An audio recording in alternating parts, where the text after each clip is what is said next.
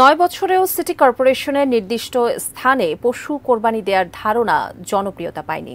এবারও উত্তর সিটি কর্পোরেশনের প্রতিটি ওয়ার্ডে ৩টি করে স্পট নির্ধারণ করা হয়েছে, তবে সে ধরনের কোনো ব্যবস্থাপনা নেই দক্ষিণ সিটি কর্পোরেশনে। বাসার সামনের সড়ক, গাড়ির গ্যারেজ কিংবা এলাকার ফাঁকা মাঠে পশু কুরবানি দেওয়ার রীতিটা পুরনো, যে কারণে পুরো এলাকায় রক্ত ছড়িয়ে পড়ে, আবর্জনা সরাতে সময় লাগে, দুর্গন্ধে মানুষের কষ্ট বাড়ে। এই অবস্থা থেকে রক্ষা পেতে ২০১৫ সালে প্রথমবারের মতো চালু হয় নির্দিষ্ট স্থানে পশু কোরবানির ধারণা। তবে এতদিনেও সে ধারণা জনপ্রিয়তা পায়নি। মানুষের সাড়া না পেয়ে ২০২১ সালে এই নিয়ম থেকে সরে আসে ঢাকার দক্ষিণ সিটি কর্পোরেশন। তবে চালু আছে উত্তর সিটি কর্পোরেশনে। এবার ৫৪ ওয়ার্ডের প্রতিটিতে কাগজে কলমে ৩টি করে স্থান পশু কুরবানির জন্য নির্ধারণ করা হয়েছে। এলাকাবাসীদের সে বিষয়ে জানাতে চলছে মাইকিং।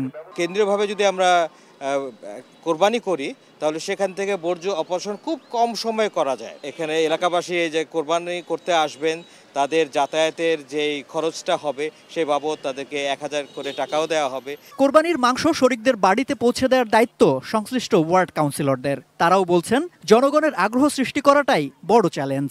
তবে ব্যবস্থাপনার সুবিধা নিতে আগ্রহী অনেকে। আমরা কমিউনিটিকে যথেষ্ট দায়িত্ব নিয়ে বোঝানোর চেষ্টা করছি, সেই সাথে প্রণোদনা দিয়েছি আমরা।